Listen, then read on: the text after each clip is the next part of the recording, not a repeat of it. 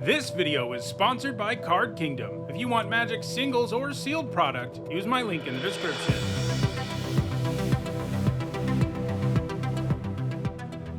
Hi everyone, I'm Hone, and in this video I'm continuing with my Edge of Eternities limited set review. I've already looked at all the non-mono green cards, and we'll look at all the green ones in this video. For each of these cards, I'll discuss how I think they'll perform in limited, that means draft and sealed, and I'll punctuate each evaluation with the letter grade. If you're new to my set reviews and unsure of what my letter grades mean, you can find a guide in the description for this video.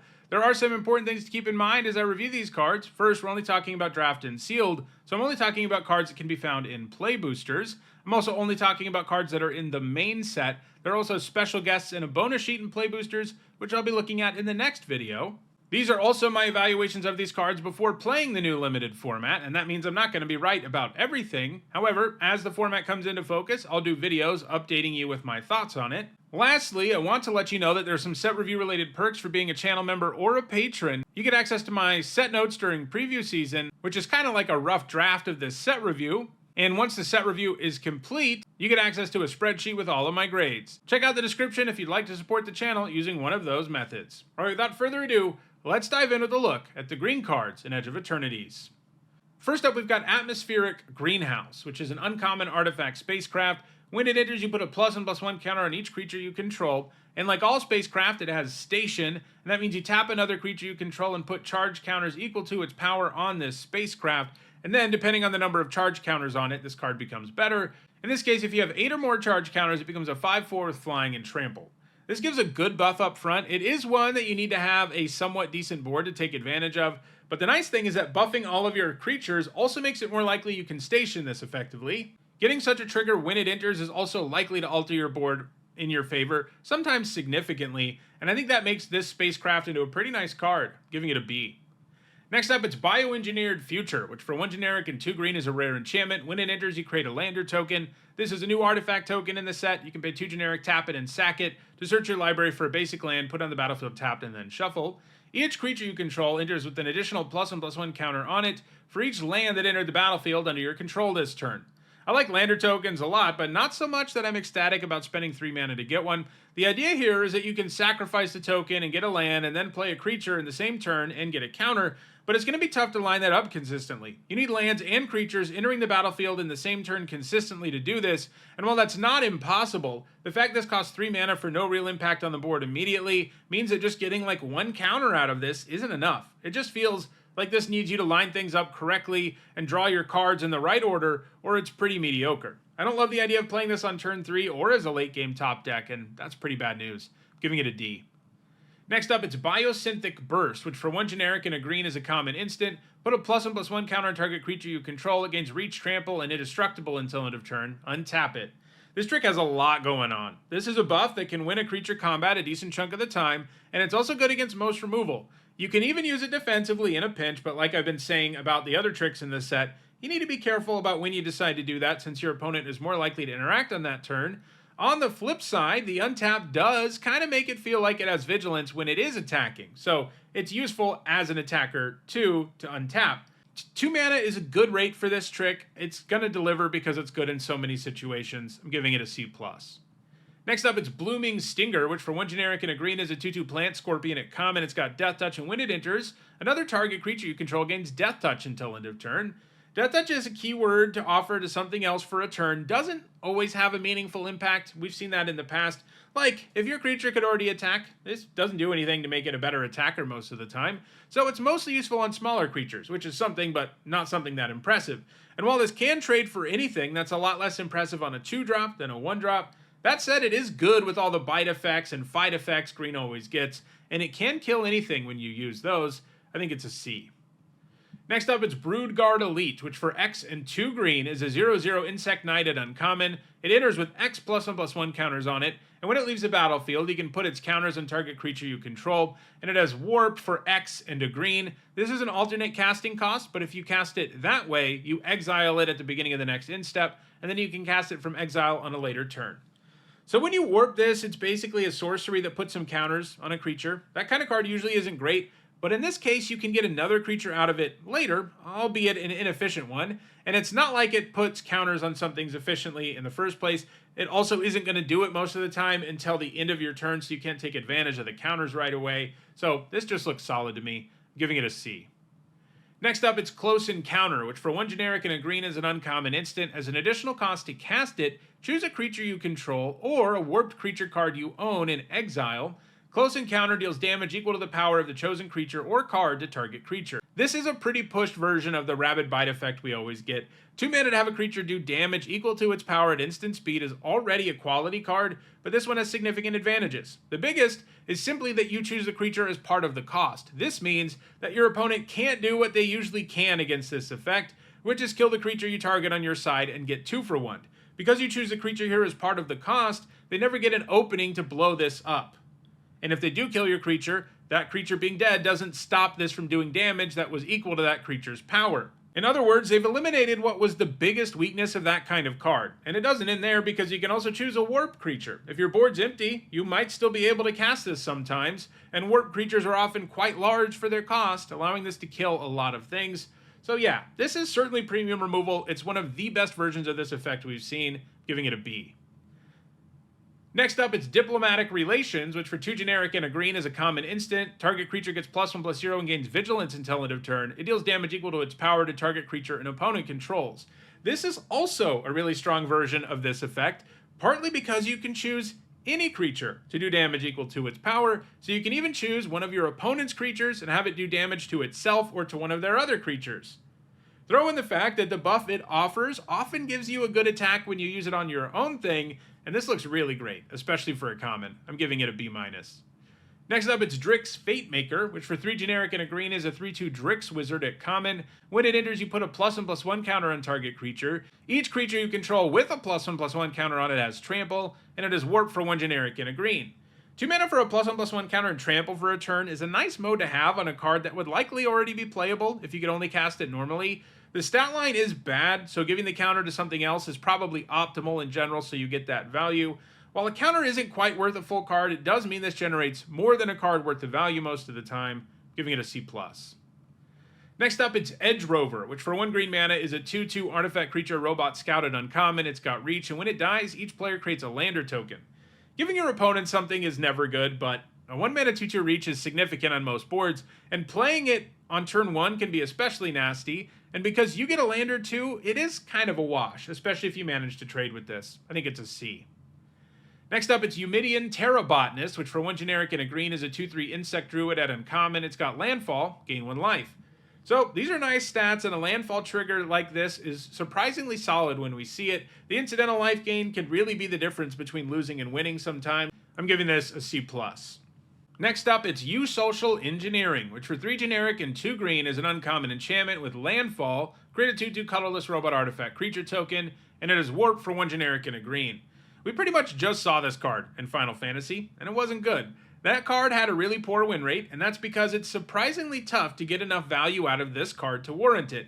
You need 3 tokens before you really get there, and you play it late enough that there's no guarantee you do, and it feels miserable if you just play this on 5 and don't do anything else. Adding warp helps because it means if you have nothing else you can do on turn 2, you can warp this and play your land drop. So it does kind of help fill an earlier slot on the curve, but I'm still not that impressed here. I'm starting this at a C-. Next up, it's Famished Worldsire, which for 5 generic and 3 green is a 0/0 Leviathan at Mythic Rare. It has Ward 3, and it has Devour Land 3. That means as it enters, you may sacrifice any number of lands. It enters with 3 times that many +1/+1 counters on it. And when it enters, you look at the top X cards of your library, where X is this creature's power, put any number of land cards from among them onto the battlefield tapped, and then shuffle. This is a really cool design, but I think it's terrible in limited, especially for 8 mana.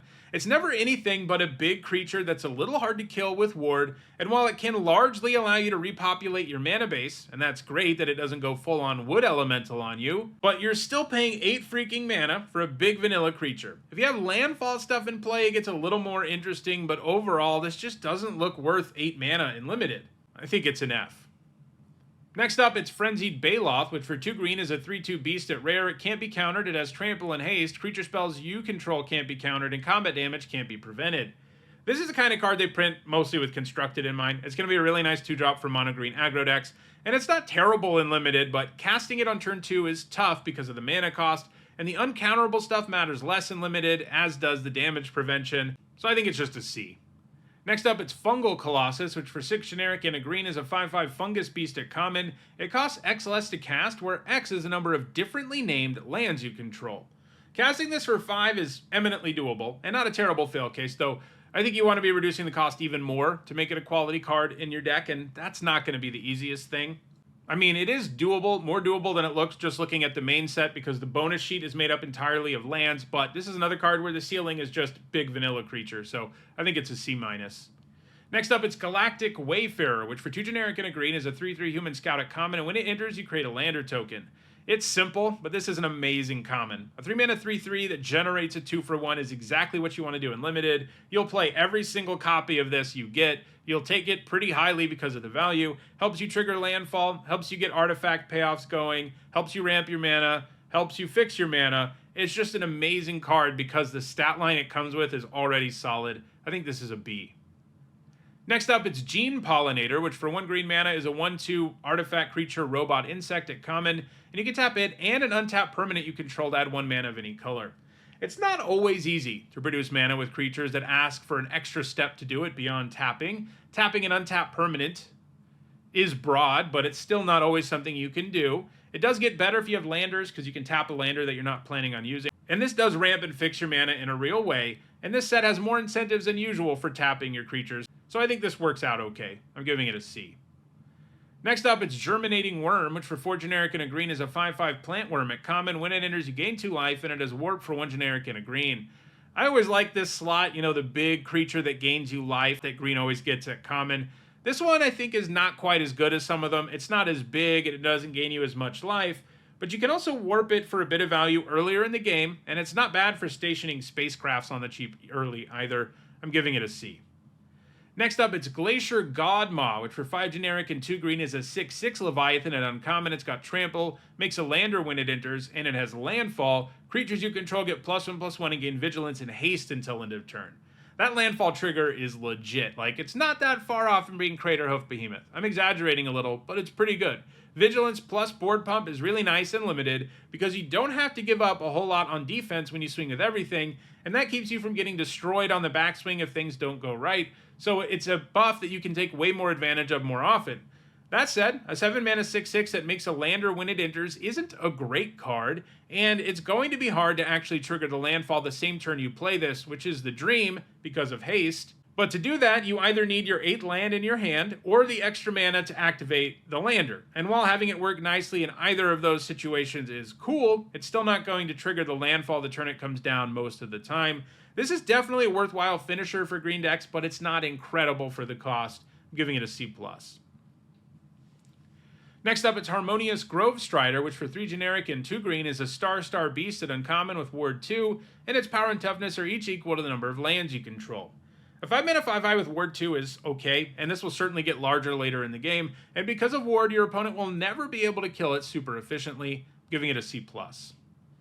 Next up, it's Hemosymbic Might, which for 1 green mana is an uncommon might, and when it becomes tapped, another target creature you control gets +X/+X until end of turn, where X is this creature's power. As a 1-mana 1/1, this often isn't going to be relevant for long, but if you are stationing a lot, it does get more interesting, since it can offer a buff that really helps you in combat, or helps you station even more. Still, even in past sets we've seen that have lots of crew and tap triggers, they tend to underperform, especially when they are so all in on it like this, so I think this is just a D+. Next up, it's Ice Cave Crasher, which for 3 generic and a green is a 4/4 beast at common with landfall. It gets +1/+0 until end of turn. A 4-mana 4/4 Trampler is like a C-, and this will often have 5 or more power, so it's a fine card in green decks, giving it a C.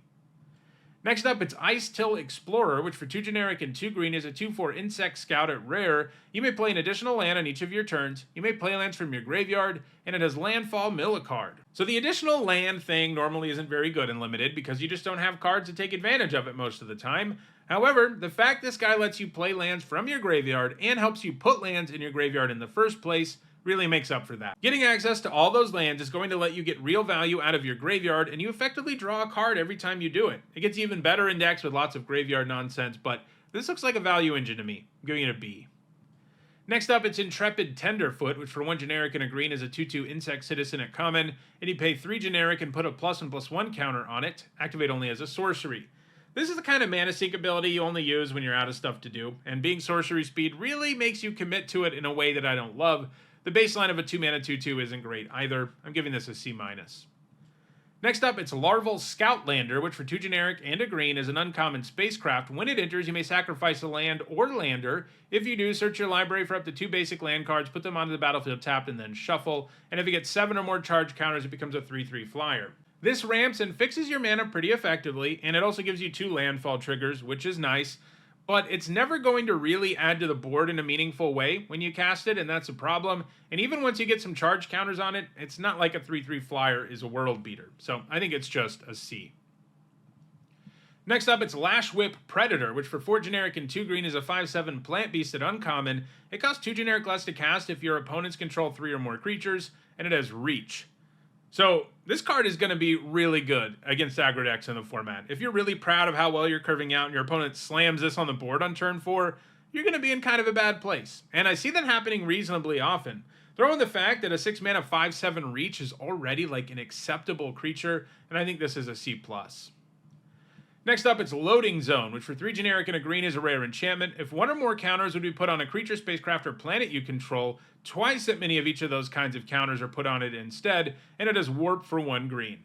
It's tempting to imagine this allowing you to go completely wild with your spacecraft and turning them into huge creatures immediately, and that will happen sometimes, but this is so dependent on you having counter stuff that I don't love it. It's nice that at least stationing doesn't cost mana, so there will be times where you can play this and immediately get something out of it by stationing, and it's nice it works with other counters too. But I can't really remember the last time an all-in counter card like this, one that doesn't add to the board on its own, one that's not attached to a creature, has actually performed well in Limited. This format does have counters more prominently than most, but in most formats this card is like an F, even with Warp in the mix.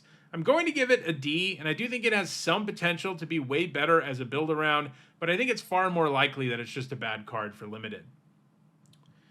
Next up, it's Meltstrider Eulogist, which for 2 generic and a green is a 3/3 insect soldier at an uncommon. Whenever a creature you control with a +1/+1 counter on it dies, draw a card.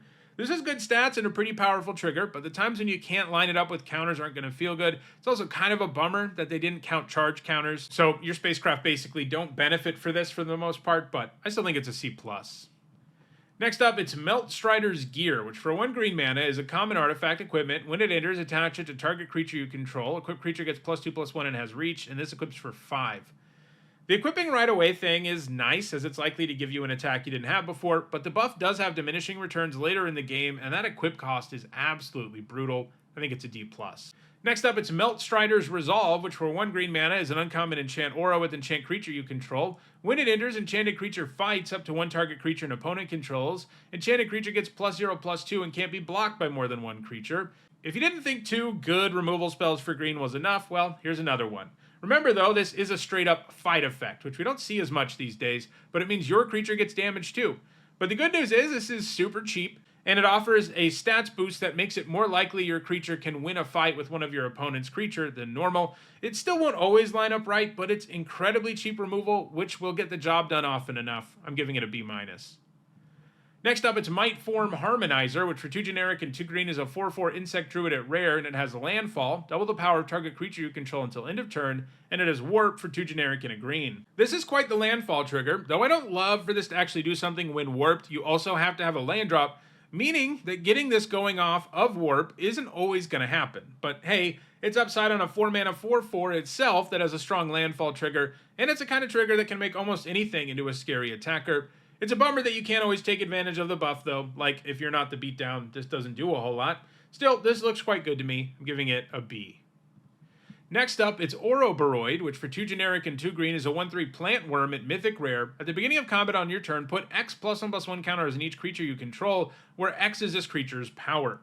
A 4 mana 1/3 is awful, but as soon as you go to combat the turn you play it, it puts a counter on everything, including itself. So if you think of this as a 4 mana 2/4 that puts a counter on everything else, it sounds way, way better, and that's basically what it is. And it just keeps pumping everything from there, and even if your opponent kills it after that first trigger, you probably already came out ahead. It's just not that hard to find a turn where there's no way your opponent can kill it. before they untap. So it gives you an awesome advantage. Left unchecked, it just wins you the game. Giving it an A.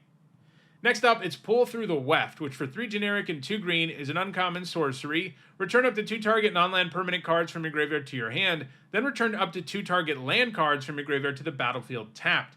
This has the potential to grant you a 4-for-1, and that's not something you see very often in Limited, especially at lower rarities. Of course, to do that, it does require you to have 4 permanents in your graveyard, 2 of which are lands, and that's far from automatic. This is also a 5-mana sorcery that doesn't add anything to the board immediately in most cases. I think this thing's limitations really mean it needs a build-around grade, because if you're not self-milling, it's probably just an F, because it's going to be a dead card or an underpowered card way too often. But if you can load your graveyard effectively, I think it becomes worth it to spend 5 mana when you're getting 4 cards out of it. But I still feel that ceiling is probably a C. Next up, it's Sammy's Curiosity, which for 1 green mana is a common sorcery. You gain 2 life, create a lander token. This looks pretty solid to me. Sure, it does 2 small things, but it's so cheap. If you're into landfall or having tokens, you're going to be extra happy, giving it a C. Next up, it's Seedship Agrarian, which for 3 generic and a green is a 3/3 insect scientist at uncommon. When it becomes tapped, you create a lander token, and it has landfall, put a +1/+1 counter on this creature. Spitting out landers is great, but I'd much rather just make 1 when it enters than make 1 anytime it taps. The good news is this can grow, and thus will often be able to keep on attacking with landers in play and continuing to grow since those landers can help buff it. The Hill Giant stats are a rough starting point, but this generates enough value for me to be pretty interested in it, giving it a C+. Next up, it's Seedship Impact, which for 1 generic and a green is an uncommon instant. Destroy target artifact or enchantment. If its mana value is 2 or less, create a lander token. This set has enough artifacts and enchantments for this to be main deck material, and getting a lander with it is a great way to offset having to kill something small, giving it a C. Next up, it's Shattered Wings, which for 2 generic and a green is a common sorcery. Destroy target artifact, enchantment, or creature with flying, surveil 1. So, despite adding flyers to the mix and surveil, I think this is a lot worse than Seedship Impact because it costs 1 more and it's a sorcery. That's just so clunky, especially for a restrictive spell like this. I think it's going to be better out of your sideboard. It's like a D+ in your main deck. Next up, it's Sky Stinger, which for 2 generic and a green is a 3/3 insect warrior at common with reach. When it blocks a creature with flying, it gets +5/+0 until end of turn. A 3-mana 3/3 with reach is almost passable, and the fact this can take down virtually any flyer as a blocker is pretty real. I'm giving it a C. Next up, it's Sledge Class Seedship, which for 2 generic and a green is a rare artifact spacecraft. And when it gets 7 or more charge counters, it becomes a 4/5 flyer. And when it attacks, you may put a creature card from your hand onto the battlefield.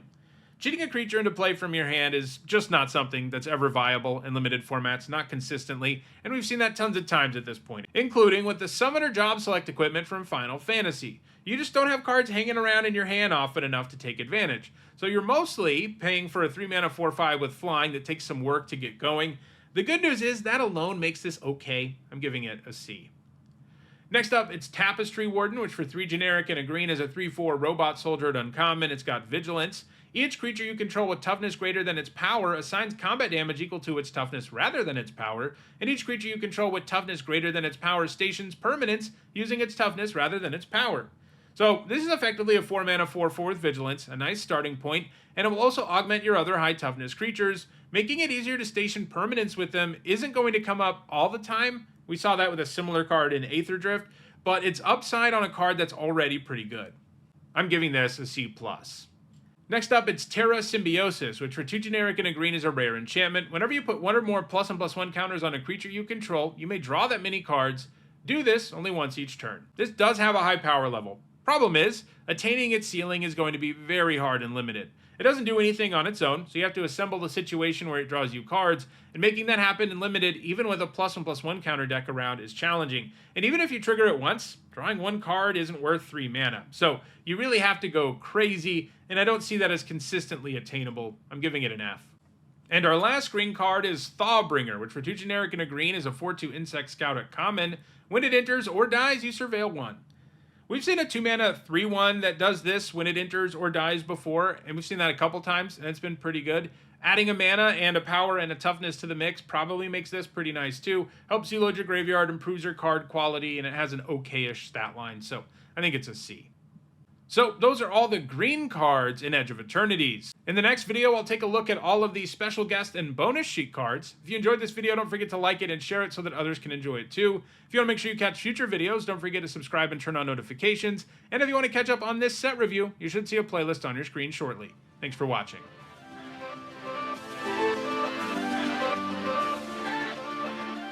Mm-hmm.